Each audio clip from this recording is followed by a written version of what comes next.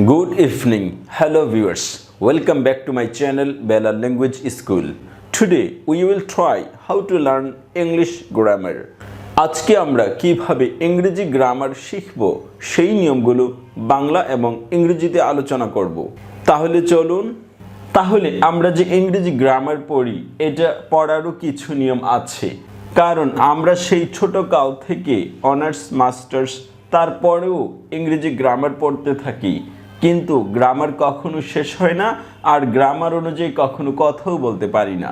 শুধু লেখার ক্ষেত্রে একটু ব্যবহার করতে পারি, কথা বলার ক্ষেত্রে, লিসনিংয়ের ক্ষেত্রে ইত্যাদি ক্ষেত্রে আমরা এই গ্রামারটা হুবহু ব্যবহার করতে পারি না। তার কারণ এবং প্রতিকার এখানে আলোচনা করব। তাহলে প্রথমত আমরা যেই কারণে ইংরেজি গ্রামারটা ব্যবহার করতে পারি না, অথবা স্পোকেন ইংলিশের কিছু কিছু ক্ষেত্রে টিচাররা বলে থাকেন গ্রামার ছাড়া ইংলিশ শিখুন, গ্রামারকে অ্যাভয়েড করুন। এই কথাটা একেবারেই ঠিক না, কারণ 10 বছর ধরে একটি মানুষ যে গ্রামারটা শিখেছে 10 বছর পর বা 12 বছর পর বা 15 বছর পর হঠাৎ করে সে এইটা ছেড়ে দিয়ে নতুন করে ইংরেজি শেখা শুরু করবে, এটা একটি ভুল কথা। তাহলে গ্রামার ছাড়া ইংলিশ শিখুন, এইটা একটি ভুল কথা। এর মাধ্যমে একটি ছাত্র ছোট কাল থেকে যতজন শিক্ষকের কাছে পড়েছে সবগুলো শিক্ষক যা পড়িয়েছে সেই পড়াটাকে অস্বীকার করা হচ্ছে। তাহলে গ্রামার ছাড়া ইংরেজি শিখুন এই কথাটা বলে ছাত্রদেরকে একটি ফাঁদে ফেলে দেওয়া হয়। গ্রামার ছাড়া ইংরেজি শিখতে গিয়ে সে 4-5 বছর আবার নষ্ট করে যখন দেখে একটু উন্নতি হয়েছে তখন সেই আবার গ্রামারের কাছে ফিরে আসতে হয়। তাহলে একটি ছাত্র প্রথমে 10 বছর বা 12 বছর কষ্ট করে যে গ্রামারটা শিখেছে, তারপর 4-5 বছর এই গ্রামারকে অ্যাভয়েড করার কারণে সেই বিষয়টা ভুলে যায়, আবার নতুন করে শিখে, এবং 5-6 বছর পড়ার পর গ্রামার ছাড়া ইংলিশ পড়ার পর আবার মনে হয় যে না, গ্রামারটাও লাগবে, তখন আবার ওই দিকে ফিরে আসে। তাহলে একটি ছাত্রকে নিয়ে অনেক খেলা হচ্ছে, এই খেলার মাধ্যমে তার কাছ থেকে অনেকগুলো বছর হারিয়ে যাচ্ছে। তাহলে আমি বলতে চাচ্ছি গ্রামার সহ ইংরেজি শিখুন, আত্মবিশ্বাসকে বৃদ্ধি করুন। তাহলে এই গ্রামারটা কিভাবে শিখবেন তা প্রথমে বলা হয়েছে rules and examples with meaning. Rules অর্থাৎ নিয়মটা যা পড়বেন সেইটা বইয়ে যা হুবহু লেখা আছে সেই বুকিশ নলেজটা শুধু অর্জন করবেন, তারপর এটা নিজের ভাষায় কনভার্ট করবেন, মানে পরিবর্তন করবেন। আপনি যেই ভাষায় বা চলিত ভাষা হোক বা আঞ্চলিক ভাষা হোক, যেভাবে আপনি এই ভাষাটা সহজে আয়ত্ত করতে পারবেন বা গ্রামারটা বুঝবেন, সেইভাবে নিজের মতো করে গ্রামারটা নিয়ে যাবেন। অর্থাৎ বুকিশ নলেজ বা হুবহু বইয়ে যা লেখা আছে এইভাবে রাখার চেষ্টা করবেন না, আস্তে আস্তে আপনি জানবেন এবং এইটা নিজের মতো কনভার্ট করে ফেলবেন পুরো গ্রামারটা। আর এক্সাম্পলস, বইয়ে সাধারণত বুকিশ নলেজ অর্থাৎ একটা এক্সাম্পল দেয়া থাকে যেটা খুবই কঠিন, কারণ একটা বইকে উন্নত করার জন্য একটু কঠিন এক্সাম্পল ড্র করার প্রয়োজন পড়ে, সেই জন্য কঠিন এক্সাম্পল নিয়ে আসে। এই এক্সাম্পলটা শিখবেন, পাশাপাশি আপনার যেই কথাটা সমাজে প্রচলিত আছে বা আপনি যেই সেন্টেন্সটা বলতে আনন্দ বোধ করেন সেই সেন্টেন্সটা আপনি বলবেন এবং সেই সেন্টেন্সটা এই গ্রামারের সাথে ফিক্সড করে দেবেন। তাহলে গ্রামারটা নিজের হয়ে গেল, রুলসটা বইয়ের থাকলো কিন্তু আপনি নিজের ভাষায় কনভার্ট করার কারণে, আঞ্চলিক ভাষায় কনভার্ট করার কারণে নিজের হয়ে গেল। এক্সাম্পলস বইয়ে যা থাকলো তা পড়লেন এবং নিজের ভাষায় একটি নতুন এক্সাম্পল নিয়ে আসলে এইটা আপনার দখলে চলে গেল। তাহলে দুটোর দখলই আপনার চলে গেল। আবার উইথ মিনিং, এই মিনিংটা বইয়ে যা মিনিং তোলা আছে বা হুবহু ওয়ার্ডের যে মিনিং উঠানো আছে সেই মিনিংটা 1-2 বার পড়বেন, পড়ার পর এই মিনিংটা আপনি নিজের মতো পরিবর্তন করে ফেলবেন। যদি নিজের মতো পরিবর্তন করে না ফেলেন তাহলে কিন্তু ইংরেজি বলতে পারবেন না, লিখতে পারবেন না। তাহলে রুলসটা নিজের মতো করে নিয়ে নেবেন, এক্সাম্পলস তাও নিজের মতো করে নিয়ে নেবেন, মিনিং তাও নিজের মতো করে নিয়ে নেবেন। তাহলে এভাবে আপনার দখলে চলে আসলো। আর 10-12 বছর যে ইংলিশ টিচারের কাছে পড়েছেন এটাকে শুধু ফেলনা মনে করবেন না, এইটারও কিন্তু কাজ লাগবে যদি আপনি কাজে খাটান। আর যদি মনে করেন যে আমি গ্রামার ছাড়া ইংলিশ শিখবো এই সেই কথা বলে অ্যাভয়েড করতে চান, তাহলে ওইটা অস্বীকার করা হয়, আর অস্বীকারের রেজাল্ট কখনো ভালো হয় না। তারপরের সেন্টেন্সটি দেখুন, এখানে লেখা আছে আইডেন্টিফিকেশন অফ ওয়ার্ডস। আমরা ওয়ার্ড শিখি বা আমাদের দেশে যেই বইগুলো প্রচলিত আছে সেই বইগুলোতে একই ধাঁচে সব ওয়ার্ড লেখা আছে, কেউ নতুনত্ব দেখানোর চেষ্টা করে না। তাহলে নতুনত্বটা কি? আপনি একটি ওয়ার্ড শিখবেন, এই ওয়ার্ডটা আইডেন্টিফিকেশন করবেন, এটা নাউন অ্যাডজেক্টিভ, এবং এটা বাংলার সাথে মিলিয়ে দেখবেন। আমরা বাংলা গ্রামার একবার পড়ি, ইংরেজি গ্রামার আরেকবার পড়ি। যদি বাংলা গ্রামারটা কিংবা ইংরেজি গ্রামারটা আপনি নিজের মতো কনভার্ট করে ফেলেন, অনুবাদ করে ফেলেন, তাহলে আপনার কষ্টও কমে যাবে, তাছাড়া আপনি একটি ভাষাকে পুরোপুরি আয়ত্ত করে ফেলতে পারবেন। তাহলে আইডেন্টিফিকেশন অফ ওয়ার্ডস মানে একটি ওয়ার্ডকে আপনি যতভাবে চেঞ্জ করতে পারেন সবগুলো চেঞ্জ করে দেখবেন এবং বাংলার সাথে অর্থ মিলিয়ে হুবহু অর্থ উঠানোর চেষ্টা করবেন এবং অর্থটা যেন আপনার বোধগম্য হয়। অর্থাৎ যে সহজ সিনোনিমটা ব্যবহার করলে আপনি বুঝেন সেইটাই ব্যবহার করবেন। কঠিন একটা সিনোনিম বা সমার্থক শব্দ সবসময় ব্যবহার করবেন না, কারণ ওইটা পড়বেন এক দুইবার, তারপর নিজের মতো করে একটি সহজ সিনোনিম নিয়ে আসবেন। তাহলে সহজটা মনে থাকলে কঠিনটা আপনার মনে থাকবে, আর কঠিনটা মনে থাকলে সহজটা মনে নাও থাকতে পারে। তাহলে আইডেন্টিফিকেশন ওয়ার্ড, একটি ওয়ার্ডকে আপনি বহুভাবে চেঞ্জ করবেন। এটা নাউন আছে, এটার অ্যাডজেক্টিভ কি এবং অ্যাডজেক্টিভের অর্থ কি, এটার ভার্বাল অর্থ কি, এটার অ্যাডভার্বিয়াল অর্থ কি, এটার প্রিপোজিশনের সাথে সংযুক্ত হলে তখন এটা অর্থ কিভাবে দেয়। তাহলে এভাবে একটি ওয়ার্ডকে আইডেন্টিফিকেশন করবেন একটি ওয়ার্ড জানার মাধ্যমে, যাতে মনে করেন আপনি এই ওয়ার্ডটা দিয়ে 30-40টা ওয়ার্ড বানাতে পারবেন বা মিনিংটা চেঞ্জ করতে পারবেন বা মিনিংটা নাড়াচাড়া করতে পারবেন। এইরকমভাবে একটি ওয়ার্ড আইডেন্টিফিকেশন করে পড়বেন। যদিও আমাদের দেশে প্রচলিত বইগুলোতে এগুলো নেই, এটা নিজেই করে নিতে হবে। তারপরে যেটা লেখা আছে 3 নম্বর, ভেরিয়াস সেন্টেন্স প্যাটার্ন। আমরা সাধারণত একবার সেন্টেন্সগুলো পড়ি যে এটা অ্যাসার্টিভ সেন্টেন্স, বিবৃতিমূলক বাক্য, এটা এক্সক্লেমেটরি সেন্টেন্স, এটা আশ্চর্যবোধক বাক্য, কিন্তু কখনো আমরা একটি সেন্টেন্সকে চেঞ্জ করে দেখি না যে এই সেন্টেন্সটাকে আমি সিম্পল কমপ্লেক্স কম্পাউন্ডে নিতে পারি কিনা, এই সেন্টেন্সটাকে আমরা পজিটিভ কম্পারেটিভ সুপারলেটিভে নিতে পারি কিনা, এই সেন্টেন্সটা দিয়ে আমি 5টা সেন্টেন্স অর্থাৎ অর্থবোধক যে 5টা সেন্টেন্স আছে assertive, interrogative, imperative, objective, exclamatory এগুলো বানাতে পারি কিনা। তাহলে একটি সেন্টেন্স দিয়ে আপনি যখন 10-15 রকমের সেন্টেন্স প্যাটার্ন তৈরি করতে পারবেন, তাহলে বুঝে যাবেন যে আপনি ভাষায় দক্ষতা অর্জন করে ফেলেছেন। তাহলে একটি সেন্টেন্স পরে এইখানে এটা রেখে দিই এবং পরীক্ষার জন্য এইটাই মুখস্থ করি। আমরা কখনো সেন্টেন্স প্যাটার্ন চেঞ্জ করি না। আর সেন্টেন্স প্যাটার্ন তো 15-20 রকমের হয়ে থাকে। অ্যাসার্টিভ, ইন্টারোগেটিভ এখানে আছে 5 রকম, সিম্পল কমপ্লেক্স কম্পাউন্ড এখানে আছে 3 রকম, পজিটিভ কম্পারেটিভ সুপারলেটিভ এখানে আছে 3 রকম। এভাবে যখন ভাগ করতে যাবেন তখন দেখবেন যে অনেক রকমের সেন্টেন্স আপনার হাতে ধরা দিচ্ছে। তাহলে একটি সেন্টেন্সকে বহু সেন্টেন্সে রূপান্তরের চেষ্টা করবেন। আবার বহু সেন্টেন্সে রূপান্তরের চেষ্টা করি ক্ষান্ত হবেন না, আবার বহুভাবে এটার বাংলা অর্থ উঠাতে চেষ্টা করবেন ইংরেজির সাথে মিল রেখে।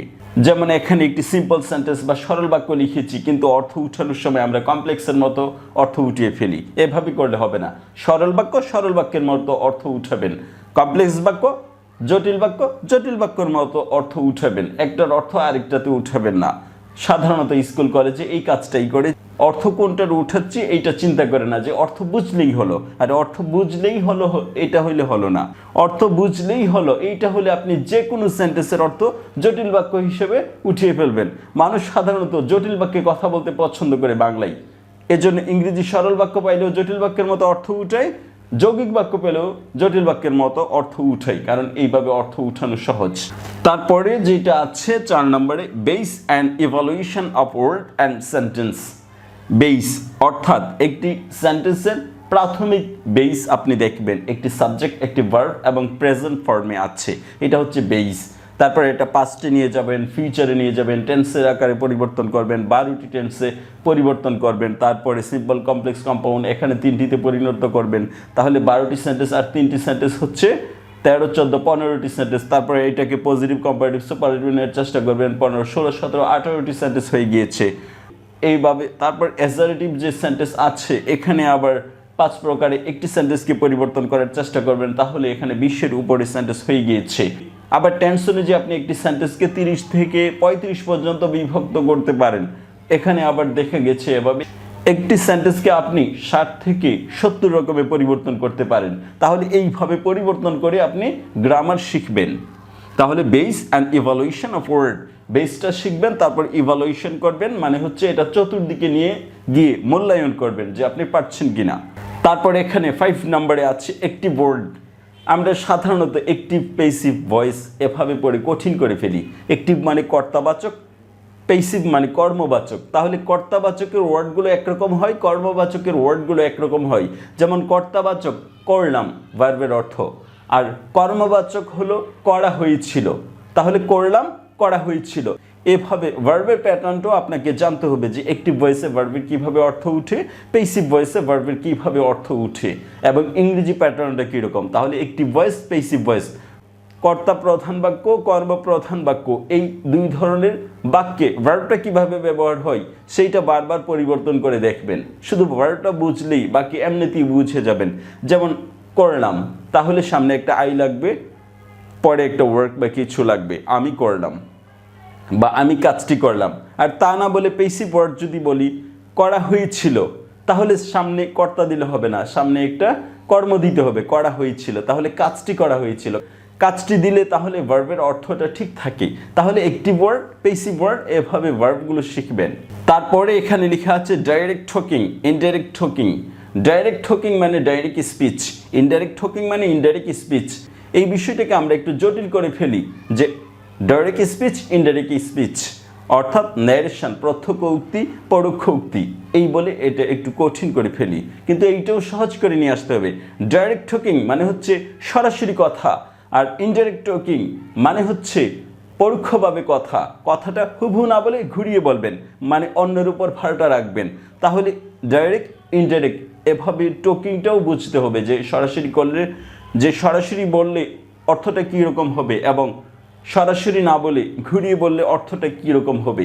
এইভাবে আপনাকে বুঝতে হবে। বাংলা এবং ইংরেজি উভয় ক্ষেত্রে সেন্টেন্সগুলোর প্যাটার্ন আপনাকে বুঝতে হবে।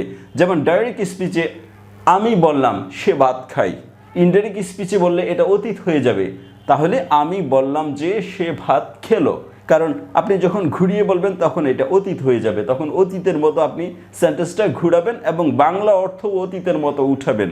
আমি বললাম সে ভাত খায়, আমি বললাম যে সে ভাত খেলো, তাহলে এভাবে ঘুরিয়ে ঘুরিয়ে বাংলা ইংরেজি সহ বলতে হবে, তাহলেই আপনার ইংরেজিগুলো ঠিক হবে এবং গ্রামারটাকে আপনার ভালো লাগবে।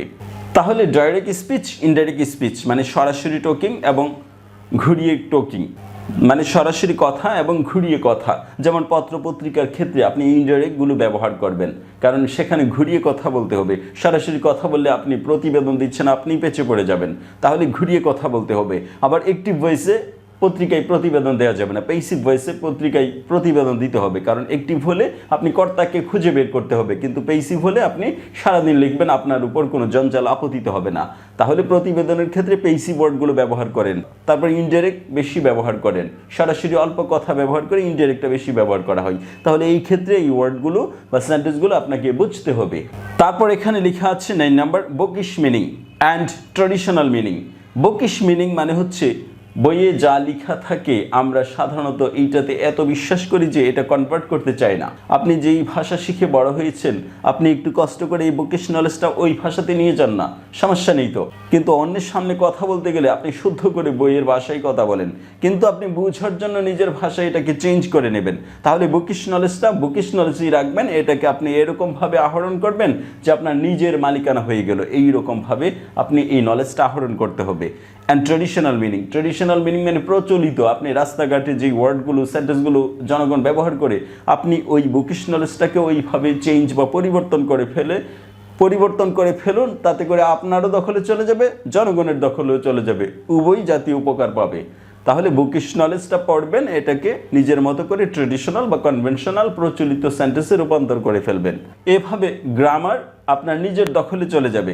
গ্রামার যে লিখেছে, এই লেখার মালিক হচ্ছে সে, বা এই বইয়ের মালিক হচ্ছে সে। যখন আপনি নিজের ভাষায় কনভার্ট করে ফেলবেন, সব দখল করে ফেলবেন, তখন কিন্তু আপনি নিজেও অন্যরকম একটা গ্রামার লিখতে পারবেন। এটা মানুষের জন্য উপকার হবে, আপনার জন্য উপকার হবে। তাই কিভাবে আমরা ইংরেজি গ্রামার পড়ব সেই নিয়মগুলো আমরা দেখে গিয়েছি। এইভাবে পড়লে আপনি ইংরেজি গ্রামারও দখল করতে পারবেন, বাংলা গ্রামারও দখল করতে পারবেন, পাশাপাশি অ্যারাবিক গ্রামার প্রয়োজন হলে সেটাও দখলে চলে আসবে। ভিডিওটি সম্পূর্ণ দেখার জন্য ধন্যবাদ। যদি আমার এই ভিডিওটি ভালো লাগে তাহলে আমার এই চ্যানেলটি সাবস্ক্রাইব করে এই চ্যানেলের সঙ্গেই থাকুন। ভালো থাকুন, বাই বাই।